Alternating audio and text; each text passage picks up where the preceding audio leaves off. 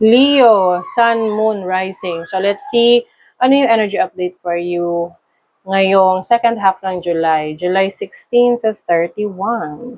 Okay, so this is a general reading. Pwede kayong makarelate, pwedeng hindi. Just take what resonates.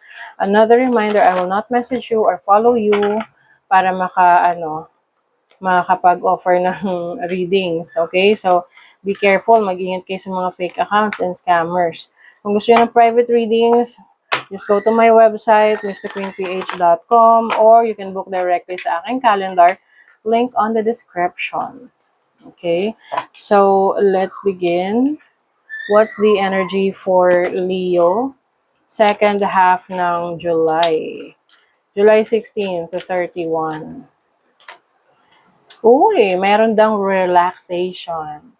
That makes sense kasi Jupiter is in Leo right now. So Jupiter is about travel, exploration. Maaring part ng relaxation nyo yung pagta-travel nyo. Ngayong second half ng July, punta kayo sa mga beaches or mga different places wherein you can have fun and enjoy, diba? Symbiosis. Some of you merong mga partnerships or connections that will definitely change your life. Or pwedeng pwedeng kahit na merong mga pagkakaiba, no? Meron kayong pagkakaiba ng person na to or situation na to, still, it will do good for you kasi kumbaga may balance. Reflection, o part ng reflection ninyo. Ibig sabihin, nagkakaroon ka ng awareness sa sarili mo about the things that you need to work on. Ano yung kailangan mong i-improve, ayusin. Pwede rin meron kang mga decision making ngayong second half ng July, wanting to find balance. Your overall energy is Champion of Pentacles. Okay, so this is stability in your finances, your resources. Some of you may feel na parang ang bagal ng progress, no? Ng inyong career, ng finances nyo, or ng mga projects ninyo. That's okay. Okay. That's okay. Kasi minsan may mga bagay tayong hindi kailangang madaliin kasi meron yung prosesong kailangang pagdaanan. Ang maganda rito is meron siyang stability. Whatever you are engaging with, no? Especially in your career, your finances, your resources. Your challenge is the Chariot. Okay, so mag-ingat lang when you're traveling. You have to make sure na lalo na kung magdadrive ka. Ngayon kasi Mercury is in retrograde. Maaring merong mga challenges during your travel. Pwedeng merong delays, pwedeng merong cancellation ng mga plano. But like what I always tell you, no, kapag merong mga blockages yan or cancellation, delays, lagi niyo isipin na that is for your own good. That is your protection. Okay? So you may experience also challenges kung bibili ka ng sasakyan or may pupuntahan ka like alam mo yung tipong halimbawa mag-travel kayo ng partner mo tapos hindi kayo magkasundo kung saan kayo pupunta. Ganon. Okay, your opportunity is Temperance. So you have the opportunity to be more patient, to be more matutong maghintay. O yun. Huwag madaliin ang mga bagay-bagay. This is also about healing. So, kung kayo may, kasi ngayon uso yung sakit, no?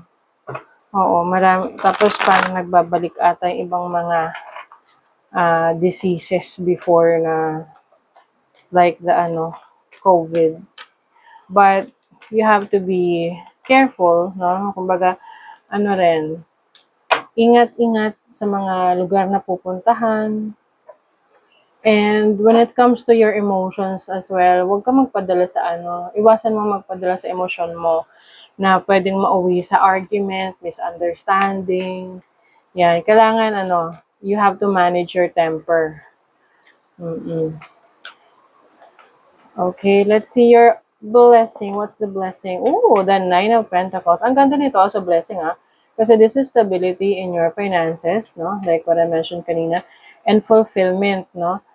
Pwedeng iba sa inyo, merong magandang oportunidad sa trabaho, sa career, sa negosyo ninyo, things are doing well. Para sa mga gustong maging self-employed, so maganda rin ang pasok ng pera sa inyo. You will be blessed with stability and abundance.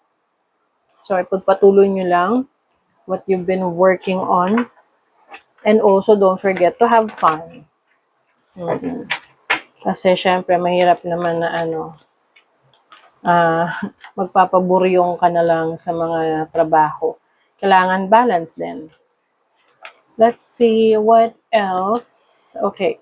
The answers you need are coming. Ayan kung meron kang mga tanong sa isipan mo, ano ba yung mga gumugulo ngayon? Full moon in Gemini, o lalo na kung meron kang, yung bang undecided ka. Tingnan natin in what area of life. Sa pera, sa resources. Oo.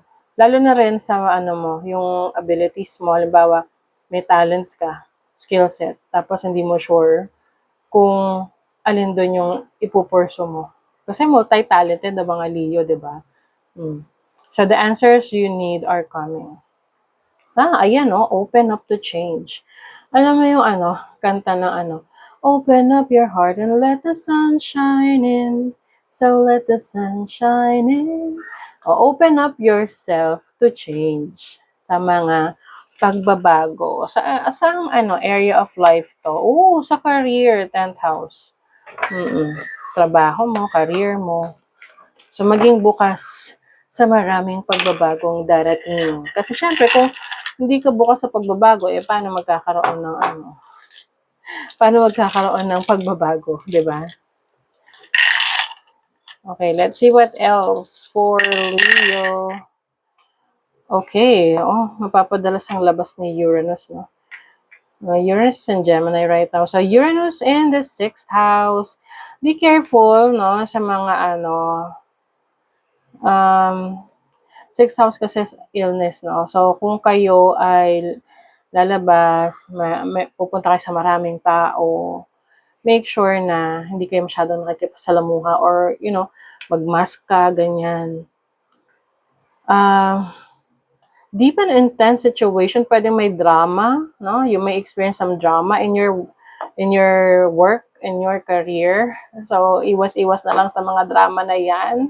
You also have Berkanu, this is new beginnings, being productive. So, pwedeng may bago kang, may bago kang project or may bago kang creative idea that you want to explore and to pursue. Yung iba sa inyo, lilipat ng bahay, lilipat ng trabaho. You have Wunyo. Wunyo is about happiness, joy, pleasure. So, like what I mentioned kanina, hindi lang naman dapat puro trabaho. You also need to take a break and have fun. Diba? Ayan. So, meron ditong hagalas, some sort of crisis, no? So, maganda na nahanda. Paghandaan, kung ano man tong mga challenging situation. Some of you dito may kinalaman sa career, trabaho ninyo Oo, yung challenges na yan or mga nakakasalamuhan nyo sa araw-araw. Oo. Okay? So, ingat. That is your reading, Leo. Thank you so much. See you again.